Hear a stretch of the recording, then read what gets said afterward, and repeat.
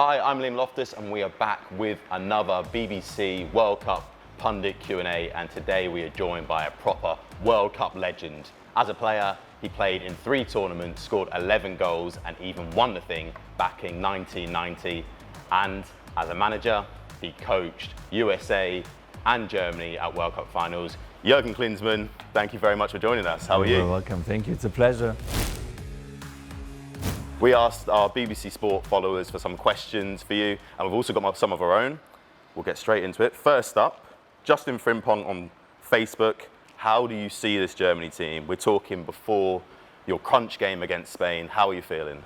Well, if the feelings are a little bit mixed, obviously, we allowed ourselves to make a huge mistake in the first game, losing it, which nobody really expected to lose, even if it's obviously a very strong Japanese team. We saw them 4 years ago in Russia, causing problems to a lot of other nations, and then just kind of losing by a tiny little bit against Belgium in the round of 16.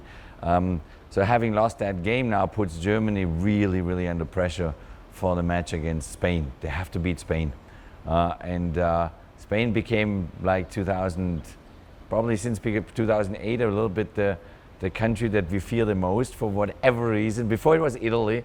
Over the last 10-15 years it became Spain. So we didn't look good in most of the games against Spain. So now I just keep my fingers crossed that now in this game they turn things around and they get a win, because otherwise Germany we really risk to go home after the group stage, which would be a catastrophe. Yarek on Twitter wants to know, what happened to the classic German number 9? Where are they now? Yeah, we're looking for them everywhere. Everywhere. I don't know what happened. I mean, we hoped a lot that Timo Werner can fulfill that role. Unfortunately, now with this tournament it didn't work out for him, and we struggle. We struggle with the number 9 role. Most of the number 9s in the German Bundesliga are foreign players. And so we don't have a Harry Kane type of a player at the moment, and you can see that it doesn't then work for us, because we are used to utilize at least one pure number 9, or maybe even 2. Usually we had always 2 number 9s up front at 9 and 11, call it whatever, that's a problem. We have to solve that one. Which teams have impressed you the most so far, and why? Obviously, from a German perspective, Japan. No. I mean, who would have thought that Saudi Arabia beats Argentina in the opening? I think Argentina will fix that game. They will win the next 2. Germany is really in trouble now. I thought England went off to a fantastic start against Iran. They went they cruised in the 6th gear and tempo. Now with the second game in the United States, they put the tempo out of the game, and they didn't convince that much anymore. So I think once the group stage is done with 3 games for each team, then we have a better picture, really better picture. I mean, impressive for Spain, against Costa Rica. I mean, they just kind of demoralized them. I watched France too. France was very down to business, very impressive. But the best team I have seen, and I saw half of the game, so with the FIFA Technical Study Group, we are splitting in 2 coaching groups of a couple of guys, and we split basically 64 games in half, so we all will watch 32 games, so I'm watching a lot of games. The best performance of a team that I really saw was Brazil. Brazil was another level. When you saw England in the 6th gear against Iran, and was wonderful, or even France with 4 goals and stuff. Brazil played a game against a very strong opponent, technically and tactically on a different level. The way they, once they lose the ball, how they kind of recover that ball, the counter press they play. Even with guys like Neymar, they're running like crazy, they're aggressive, they're hungry. For me, Brazil, I was really impressed with them. And on Brazil, Mitchell Sterling on Twitter has asked, was Richarlison's goal against Serbia better than your similar one in 1994 against South Korea? I think it was better, his. You know why? Because he did it all in the air. You know, I flicked it on coming from the ground. You know, I flicked it on with my right to the left and volleyed it and stuff. And I said after the game, I really was joking with my coaches there. I said, guys, we should go out there and take that photo and print it and put it in a T-shirt and say we were there. You know, because really, I mean, we were there in the stadium when Richarlison did that. And this was so far in the tournament. This was the moment of the tournament so far. I mean, we just started. You know, it was so beautiful. It was so amazing. This is what you live for, and I'm sure that he has done that actually many times before as a child, playing somewhere on the beach or in the backyards or in, you know, whatever parks that we kick the ball around as kids. I'm sure that a lot of Brazilian kids right now are trying to do that. SK on Twitter.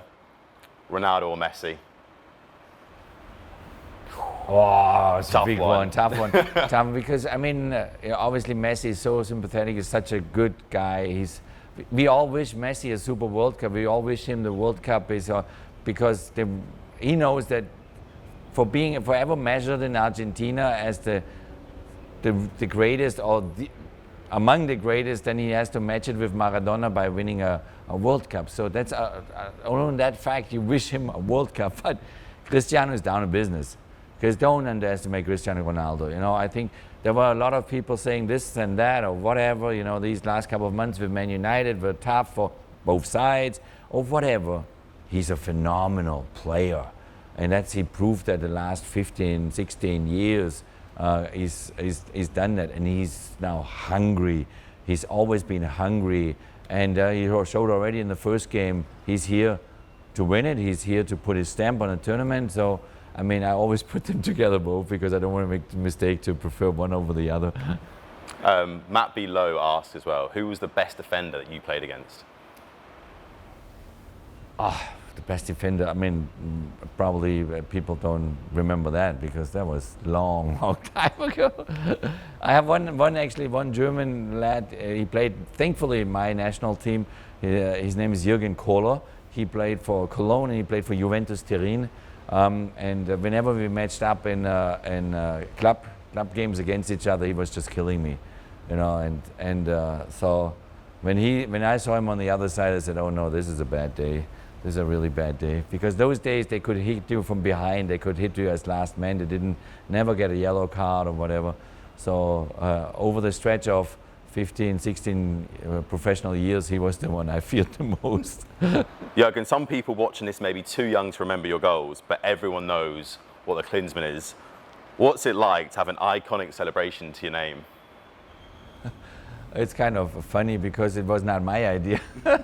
It was Teddy Sheringham's idea when I came to Spurs and they came up with the diver story, and I didn't know, well, what is this all about, you know? And then we got to the first game, played Sheffield Wednesday, my first Premier League game, and the fans, thousands of fans in front of the stand were waiting for the Spurs bus to pull up, you know, and it had all signs, you know, holding it up in the air, 5.6, 5.8, 5.9. And I said, what is this about? And the lads were cracking up in the bus and says, Jürgen, this is for you. You're welcome to the Premier League. I said, what is this about? I said, well, they judge your diving, you know. And then Teddy Sheringham said, I have an idea. Jürgen, you score the first goal today against, you know, first Premier League game. You got to do a dive. You're all going to do a dive. And I said, okay. And that's what happened. I scored a goal and the whole team ran at me and we kind of all dove in front of the Sheffield Wednesday fans. And then for the next game, so that game became a little popular, and he, at this time, you know, his little boy now, obviously he's an adult now, but came back to Teddy and said, Teddy, you gotta, Dad, he basically said to Dad, you know, gotta tell Jürgen, if he scores in the next game, he's gotta do it again because all the kids now doing the dive in the parks, you know, when we play Sunday mornings. And so I scored a bicycle goal, a kick goal against Everton in the second game, and then so we did the whole thing again at White Hart Lane, and that became a little bit my trademark. And we didn't do it that often anymore, but the kids loved it. Did you ever think it would be so iconic? No, never. I thought it was just a great idea from Teddy Sheringham. And we've got a fun one from Lardy, sometimes called Simon on Twitter, asks, do you still have your VW Beetle? Is it true that when you were at Tottenham, you drove a 1960s VW Beetle? It's true. I think it was a 67. No, it was a funny story because the car, when I went then from Spurs to Bayern Munich, and a lot of people were angry with me that I left Spurs, I drove that car down to Munich from London with a friend, and it stopped 3 times.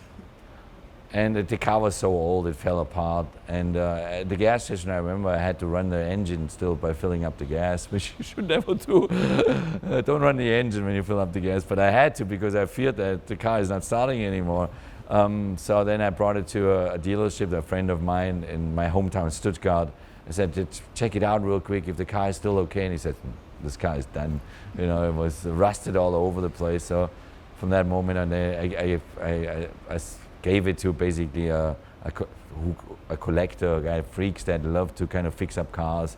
But that was my car in London, yeah. I just followed traffic because otherwise I would have been always on the wrong side. Jurgen, thank you very much. Enjoy the rest of the World Cup. You too. It's a pleasure. Pleasure's all mine.